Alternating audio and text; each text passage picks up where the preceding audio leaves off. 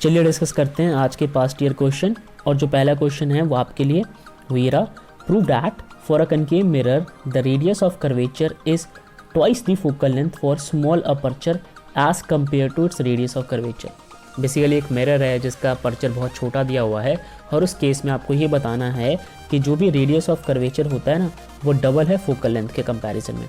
यानी कि अगर मैं लिखने की कोशिश करूँ तो आपके पास रिजल्ट ना कुछ इस प्रकार से आना चाहिए। ठीक है, समझ गए। अब रेडियस ऑफ कर्वेचर को हम कई बार सी से भी लिखते हैं। ठीक है, तो मैं अगर यहाँ पे रेडियस ऑफ कर्वेचर को सी लिख दूँ, लेट सपोज सी लिख दूँ, तो ये सी आधा होगा किसका, फोकस यानी फोकल लेंथ का आधा होगा। और अपर्चर बहुत छोटा होना चाहिए। और ये क्वेश्चन जो है वो 2011 और 2009 दोनों बार पूछा गया था सीबीएसई के द्वारा। तो आइए इसका आंसर डिस्कस करें डिराइव करके। देखो, आपको ना एक मिरर बनाना है, खासकर कौन सा मिरर, कनकेव मिरर, क्योंकि आपसे ही पूछा हुआ है कनकेव मिरर में। आप इस डायग्राम के अंदर देखो, कनकेव मिरर के डायग्राम में एक इंसिडेंट रे ऐसे आता है, स्ट्राइक करने के बाद ऐसे फोकस से पास हो जाता है। ठीक है, इस वाले फोकस से पास हो जाता है। दूसरा इंसिडेंट रे जो है वो सेंटर ऑफ कर्वेचर से पास होगा। देखो, सेंटर ऑफ कर्वेचर वाली जो पॉइंट होता है ना, वहाँ से इंसिडेंट रे निकलता भी और वहीं से रिफ्लेक्ट होता है। तो यही उसका इंसिडेंट और वही इसका रिफ्लेक्टेड, यही इंसिडेंट और फिर यहाँ से रिफ्लेक्ट हो गया टकराने के बाद, तो ये रिफ्लेक्टेड एंगल ऑफ रिफ्लेक्शन बन गया। तो आई होप आपको ये जो डायग्राम है वो समझ आ गया होगा। अब आगे बढ़े और जरा समझे इस बात को। देखो, बोला गया है कि कंसीडर करो m और m dash as small aperture. ये दिख रहा है आपको, इसको बहुत स्मॉल अपर्चर कंसीडर करना है, काफ़ी छोटा ये। ओके, कनकेव मिरर के केस में। और जो भी लाइन जो है, जो line through centre of curvature MC, यानी कि ये जो आपका सेंटर ऑफ कर्वेचर दिख रहा है MC, अगर मैं बात करूँ, ये जो है हमारा MC, ठीक है, ये है हमारा सेंटर ऑफ कर्वेचर। इसके अलॉन्ग जो लाइन जा रहा है ना, ठीक है, आपको करना क्या है कि वो मिरर के परपेंडिकुलर है। The line through the centre of curvature MC is perpendicular to the mirror. ये बात समझ गए। अच्छा, अब आपको ये मान के चलना, यहाँ पे जो लाइन देख रहे हैं ना, ये चीज़ ये परपेंडिकुलर है, कुछ ऐसे, समझ गए। चलो, ये मान लिया। अब अप्लाइंग लॉ ऑफ रिफ्लेक्शन, अगर आप लॉ ऑफ रिफ्लेक्शन याद कर चुके हो, आपको समझ आता है, तो आपको मालूम होगा कि इंसिडेंट और रिफ्लेक्शन का जो एंगल होता है वो आपस में बराबर होता है। यानी OMC is equal to CMF। OMC ये वाला एंगल ऑफ इंसिडेंट है वो किसके इक्वल होगा, CMF के। ठीक है, ये बात समझ गए, ये दोनों आपस में बराबर होंगे। चलो, अगर ये दोनों आपस में बराबर हैं, साथ में MCF और OMC, नोटिस करो MCF यानी कि ये वाला एंगल, और दूसरा कौन सा है, OMC।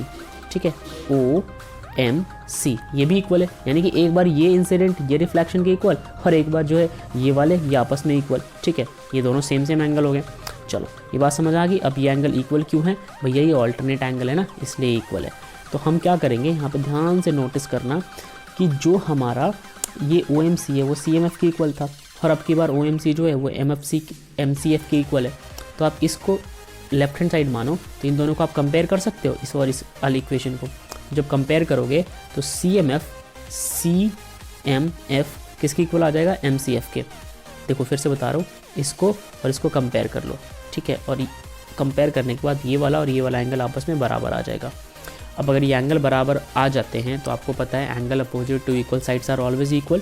तो इनके अपोजिट में जो साइड्स होंगे ना वो इक्वल हो जाएंगे। तो इनके अपोजिट में साइड कौन कौन से होंगे, CF और MF। यहाँ पे नोटिस करो, CF और MF, ये इस एंगल के अपोजिट में ये वाला साइड है। ठीक है, और इस एंगल के अपोजिट में ये वाला साइड है। अब यहाँ पे ये दोनों एंगल हो गए आपस में इक्वल, और हमें पता है कि भाई अपर्चर जो है वो बहुत ही ज़्यादा छोटा है, काफ़ी स्मॉल है। ठीक, अपर्चर को स्मॉल मान लोगे और इन वैल्यू को आपने आपस में एक जगह पे मान लिया, यानी कि M और P पॉइंट को एक जगह पे मान लिया, तो आप यहाँ पे अब रिप्लेस कर सकते हो। देखो, यहाँ पे CF और MF जो है वो अब एक बराबर तो थे, लेकिन रिप्लेस होने के बाद MF जो है वो FP बन जाएगा।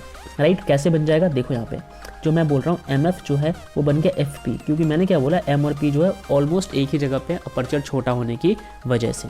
यहाँ तक समझ में आ गया। अब आगे बढ़ते हैं।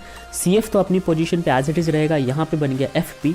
अब आपको करना ये है कि दोनों साइड ना 2 से मल्टीप्लाई करा दो। एक काम करो, सबसे पहले दोनों साइड कर दो 2 से मल्टीप्लाई। तो मैं यहाँ भी 2 से मल्टीप्लाई कर देता हूँ और मैं यहाँ भी 2 से मल्टीप्लाई कर देता हूँ। चलो, मैं आपको फ्रेश करके दिखाता हूँ अलग से। देखो, मैं क्या कर रहा हूँ, यहाँ पे लिख रहा हूँ मैं 2CF is equal to 2FP। कोई इशू नहीं। अब 2CF को मैं ऐसे भी तो लिख सकता हूँ, CF प्लस में CF is equal to 2FP। ठीक है, अब मुझे एक बात बताओ, CF किसके बराबर है, CF बराबर है FP के। ठीक है, तो मैं इस सी एफ की जगह एफ पी लिख दूँ, एक C F as it is, दूसरे की जगह एफ पी, बाकी यहाँ पे चल रहा है 2 टाइम्स एफ पी, ठीक है, 2 टाइम्स एफ पी, यहाँ पे लिख देता हूँ पी। अब मुझे एक बात और बताओ कि C F plus F P होगा क्या? नोटिस करो इस डायग्राम में, C F plus F P क्या बन जाएगा अपना? पूरा ये लेंथ बन जाएगा। और ये लेंथ क्या था? यही लेंथ तो आपका सेंटर ऑफ कर्वेचर वाली लाइन है, ठीक है।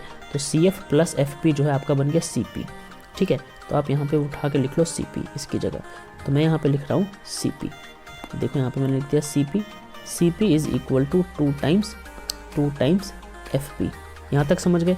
अब आप यहाँ पे आओ, यहाँ पे वही चीज़ लिखा हुआ है, सी पी या पी सी जो बोल लो, P C is equal to 2 time P F, ठीक है। अब पी सी है क्या? पी सी सी है, पी सी क्या है? पी सी की बात करें, ये पूरा क्या है? Centre of curvature. तो यहाँ पे आप रिप्लेस कर लो, यहाँ पे आप रिप्लेस करके सी लिख लो, सेंटर ऑफ कर्वेचर।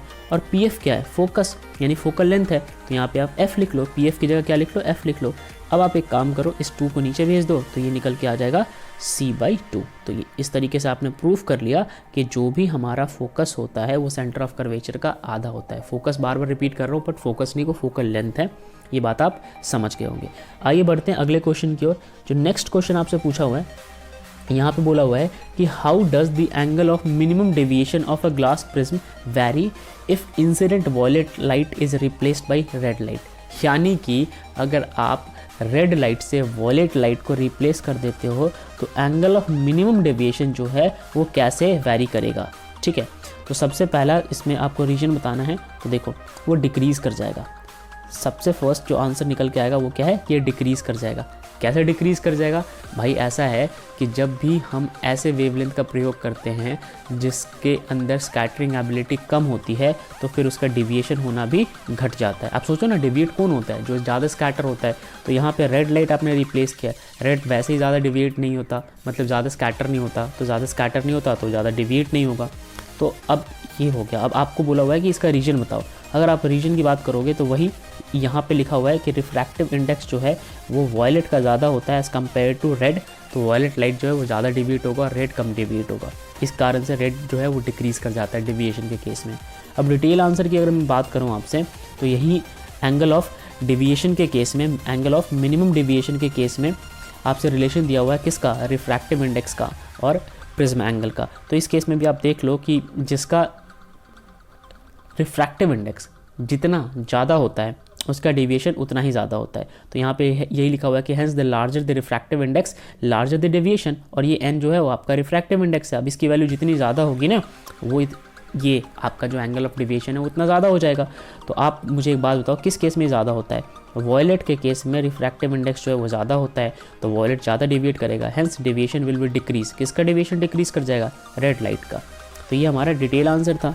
आइए बढ़ते हैं नेक्स्ट क्वेश्चन की ओर। यहाँ बोला हुआ है कि how does sun appear red at sunrise and sunset. Sunrise और सनसेट के केस में सन जो है वो रेड अपीयर क्यों करता है? तो ये बहुत कॉमन आंसर है। होता ये है कि जब सनराइज और सनसेट हो रहा होता है तो सन उस वक्त हॉरिजन पे होता है।